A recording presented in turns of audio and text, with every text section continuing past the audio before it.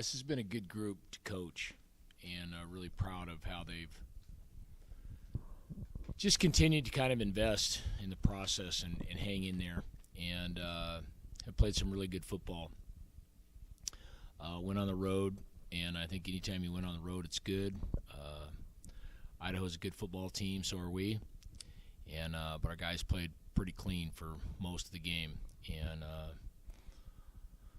just when I think Lonzo's broken all the records here, I find out he's broken another one, so I guess there's probably another one he's got a chance to break out this week. He's got yards, total yards, touchdowns. I don't know, Dunning, is there a record out there that he doesn't have at this point? I don't think so. Yeah, got them all. Three-time captain. Three-time captain. Yeah. He should be the head. He should be the head coach. Maybe he will at some point. But anyhow, really just a fun group to coach, and really just proud of them the way they stick to it. I thought our staff has done a nice job down the stretch here, put together some really good game plans, and getting our guys dialed up, and so it's been fun and good to ride with these guys. And obviously, this game does need a lot of introduction, and have a lot of respect for those guys, and they got a great staff and really good team, and are having a great year. And but we just got to continue to play and play well and let it roll out like it may. Coach, obviously you guys coming into that game had been rolling offensively, scoring a lot of points, but to do that against Idaho, what does that say? Yeah, again, Scott, the whole ranking, and one of the things I love about these guys and our staff, I just don't think we get caught up on how supposedly good somebody is or supposedly bad somebody is, and you don't really know. We know we have a good football team, and if we operate, we're going to be okay. So it's not – I don't think our guys are surprised when we roll like that, but at the same token, maybe some more resistance, and we've got to play. So I think when you externalize things and get caught up on, we're supposed to do that or not supposed to do that or that's surprising, I think that's when you have problems. So I think our guys just try to show up and play as well as they can and let it play out. Obviously, that first half was very dominant. You were able to run the ball with great effect, especially in that first half. Yeah, I thought our staff, Mike, Cody did a nice job kind of dialing it up, scheming it up. Had some good tactical advantages there, and then obviously we really feel good about our offensive line, and Zoe honored our whole tight end O-line group this morning in our team meeting, and they did a great job blocking for him and the other backs as well, and that all kind of starts up there. But I thought the scheme was really sound and really good, kind of kept them off balance, and then we were able to get people blocked up, and then when you do that, this guy here is he's gonna do some good things. And Miles, I know you know this, and obviously he was given a team captaincy during the season, but his ability to stay in the pocket and take a hit and throw the ball knowing he's going to take a big-time hit. He's developed, and we have one of the best tailbacks. We have one of the best quarterbacks, one of the best offenses in the country, and Miles is kind of quietly having a pretty phenomenal year and very efficient with the ball. I think he had 3 incompletions in that game, and I know Zoe was ruining one of those. But and he does a lot of nice things at the line of scrimmage as well. I think he's very smart. He's very surgical. He kind of knows what the other team's trying to do, and he gets us in and out of things, both protection-wise and run game. He's a real cool customer and a smooth operator there. All right, Zoe, we'll turn it to you. First of all, we need to talk about the lunge into the end zone. That was a new wrinkle as well. Talk about the scoring on 4th down. Yeah, I mean, like I said, we knew what play we wanted to run. My job was just to get behind my guys, and they had a push, and I seen a little crease open up, and just took a leap into the end zone. So it made it easy. They made it easy for me. I said it was your Walter Payton moment. 34 going 34. Yeah, it's one of the backs I looked up to for sure. So, Teddy, I just wanted to ask you a question. It's first of all, it's great to have you back and see you out there running around doing all the things you're doing. I heard an adage once that it's great to be a defensive coordinator when the offense is winning 24/7 and things like that. But how does it feel to know that the offense is getting off to a fast start and playing, that phrase that Scott loves, with their hair on fire? Does that allow you even more momentum to get after it? And talk a little bit about what you were able to do against Idaho, especially in the first half. Yeah, I mean, when the offense is rolling like that, it gives us a lot of confidence, and also when we get up early like that, it limits kind of what they can do, forces them to kind of go up tempo. They typically like to slow things down a lot, so for them to have to kind of play out of their element was huge for us. And just knowing in that second half when they kind of got up in the beginning of it a little bit, knowing that they got our back is huge for us and allows us to have that confidence to go out there and get stops. Dan, you played in a couple of causeways. One, I think you were 5-4 going in. The other one, you guys were the undefeated team. Just talk a little bit about the causeway and what that means. Yeah, a lot of tradition there for sure. A lot of great games. My recollection of playing in those games, I think I did not play over there, but I know one game here it was extremely foggy. Could barely see to the other side of the line of scrimmage, and I can't remember was that game one was unbelievably muddy as well. So back in the days when we played on a natural surface, and it was before you played Northern Michigan in the playoff. Yeah, it was. They painted the field green. Extremely sloppy surface. But always well contested, always well respected. Yeah, that's what I remember. I've got to ask the players, obviously. Your thoughts, Yolonzo. It's a final Causeway Classic for you. A lot of great records. You guys have a great win streak going right now. Team seems to be clicking, but it's a big game. So I'd love to get both of your thoughts on how big this game is for you, means to you, and what you're looking forward to about it. Yeah, I mean, we're just kind of taking it as another game. I know it sounds repetitive, but we just got to do us and take it week by week like we've been doing. I feel like that's how we've been, handling each and every week, and we've seen the results. So we just got to continue doing that, and focus on us, and focusing on the details and what we have to do, and execute. Yeah, I agree with Zoe. I mean, it's really about us just executing. But I mean, it's an exciting game. Looking forward to it. It's going to be a great environment and a great opportunity for us. So I'm excited. Coach, I know that the rankings and the ratings and the playoff seedings are out of your hands, and you have it in your control to win the game. Do you feel like there's any doubt that this is a playoff team should you win on Saturday? Oh, we're a playoff team.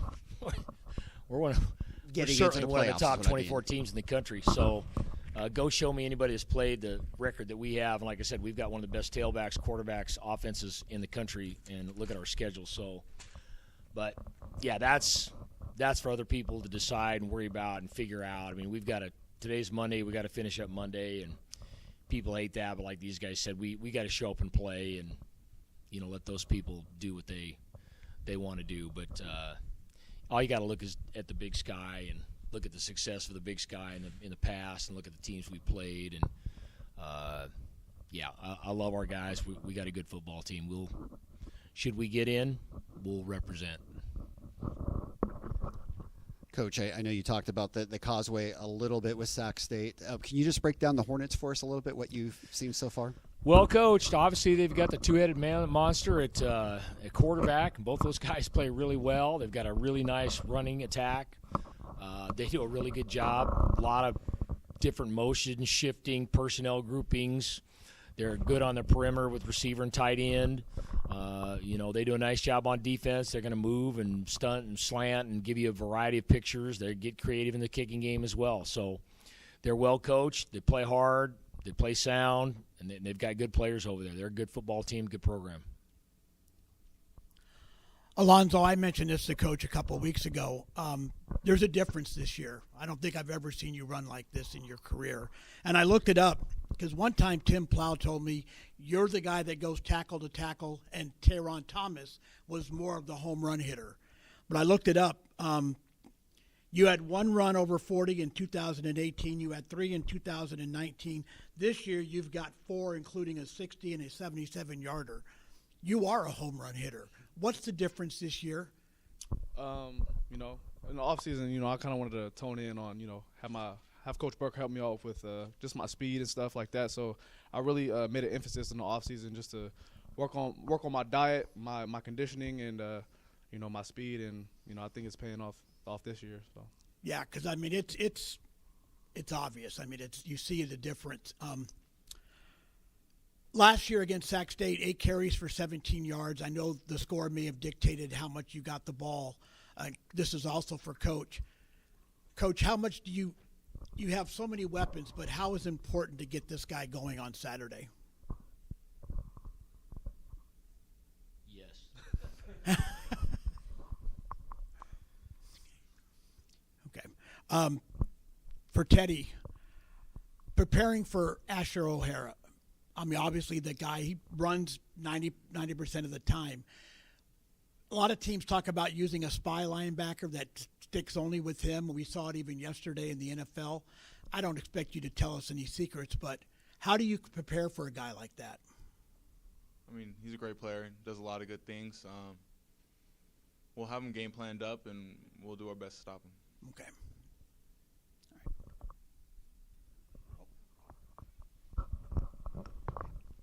Knowing that there's so much pressure this coming game to make playoffs, or hope that it doesn't determine that, is there a different approach that you tell the guys, or for you both? Same thing for the players. Do you feel more pressure added on this game, knowing that so much? Do you feel pressure? I do. You do? Well, we don't. Our pressure is to be our best every day, and that's what we do. So we're going to practice, and we're going to train, and we're going to prepare our best, and so. Yeah, the pressure is on the guy in the mirror. That's what the pressure is. And if we play our best, we do our best, you let it roll.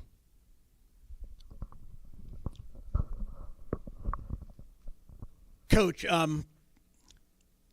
you look at Northern Colorado, Northern Arizona, you beating those teams, safe to say you beat them all the time. Do you think that win against Idaho there, substantial victory, makes your case for the playoffs? I have no idea. I don't know. That's for other people to decide. Like I said, we're just going to show up and play as well as we can and let them. Yeah, I don't know. I don't know what makes a case or doesn't make a case. I mean, okay. Look at the rankings. You'll see some rankings where we're not in it at all. Yeah. I don't know. I don't know. It's a roll of the dice sometimes, but we just got to take care of our stuff. I know you said before the season this would be the best team in the program's history, and I think last Saturday was a pretty good example of when this team is clicking.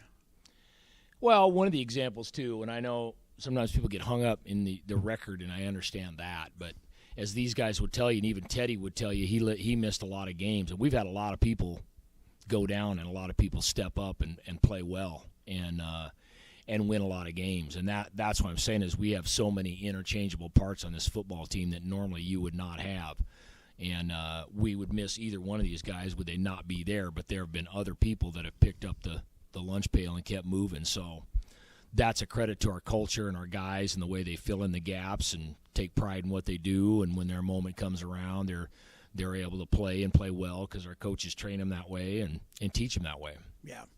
I was looking at the 2018 game in Reno because it's surprising that you've got 43 rushing touchdowns, Alonzo, but you haven't had one against Sac State. Now, that didn't matter in 2018, even though Ethan Hicks got one of all players. What's it going to be as far as establishing that run game early, showing because obviously the last 2 years you guys haven't had much success on the ground. Is that a priority, or is it just part of the offense as far as how it develops with the game? I think the passing and the rushing schemes just complement each other. So of course it'll be great to get the run game going. Same for the passing game because we're going to open each other up. But kind of like you said, we're just going to focus on us and kind of focus on executing every play and just doing what we do best. I've always thought of you as being kind of a calm, cool guy, keeps your emotions pretty much in check, but this was the opening kickoff against Idaho State. You're on the sidelines yelling at the kickoff coverage team. Yeah, I don't think I've ever seen you do something like that. Yeah, I feel like I'm always riled up, I guess, with the guys. But I feel like I am cool, calm, and collected most of the time. In front of the cameras and stuff. But I mean that shows the passion I have for this game, and the passion I have for the people around me, the players I play with. I really love this game, and I think you can kind of see it in my eyes right there. So, just one more. Is part of that because you realize this is it? Your days are numbered as an Aggie. This is going to be. I mean, Saturday could be your last game. Hopefully, it won't be. I mean, I don't think of it like that. I just try to. I appreciate stepping on the field ever since I was a freshman. I know, people would kill to be in the position I am. So I just try to take, I'm just grateful to be in the position I am today, and I play every game like that, like it could be my last. So it's no difference for Saturday. I have a question for Teddy. I know it's hard as a captain to not be out on the field. You missed some games. What did you learn when you had to be on the sidelines, when you had to help coach your teammates, and then how much more appreciation do you have now that you're back on the field in integral games to try to help the team continue to win? That's just got to be tough, and I just wonder, as you look to yourself, what did you learn about yourself, and then what does that take now that you're back at it? It was definitely challenging to miss the amount of games I had to miss, but like Coach said earlier, we had a lot of guys step up, and for me, just being around the guys, trying to coach them, help them however I could it was a good experience. And then being able to come back and play, I'm just super grateful to be back playing, having a lot of fun, playing in meaningful games in November. So I'm excited for the game, and it's great to be back. So, Teddy, do you feel like you're at 100% Oh, yeah, health-wise? absolutely. Good. All right. 110. Yolonzo, for you, with all the awards and records that you've set, is there one that has special meaning to you at all when you look at it? I don't. I mean, of course, just having a rushing record, being a running back, of course, that's going to kind of stand out from the others. But man, I'm just glad to be in the position I am, and I couldn't do it with the guys around me, and that's what it comes down to. As much credit I get, they should get, because I couldn't do it without them. My old linemen, my tight ends, even my receivers blocking downfield. Some of those big runs that you talk about are from them blocking downfield. So, yeah, man, I couldn't do it without my teammates for sure. We were told that you were the one who gave Miles Hastings the third-team captain a few weeks back. Can you talk about that and what it was like for you to give that to him? I mean, this team can't run without Miles. I mean, he's the heart of our team, really, and and I wanted him to know that. I wanted the rest of the team to know that we can fall behind him, and he's going to lead us to where we need to go. So, I gave him the captain, made him a captain permanently for the rest of the year, and yeah. That first half on Saturday, as long as you've been in the program, is that as good a first half as you guys have had offensively? Maybe not offensive, maybe running the ball, maybe. But I mean, we've had some pretty good games. Since I've been here, we've always been an explosive offense, and so yeah, maybe not the best offensively, but maybe rushing the ball. Sure. Five possessions, 5 scores, 4 touchdowns. Yep.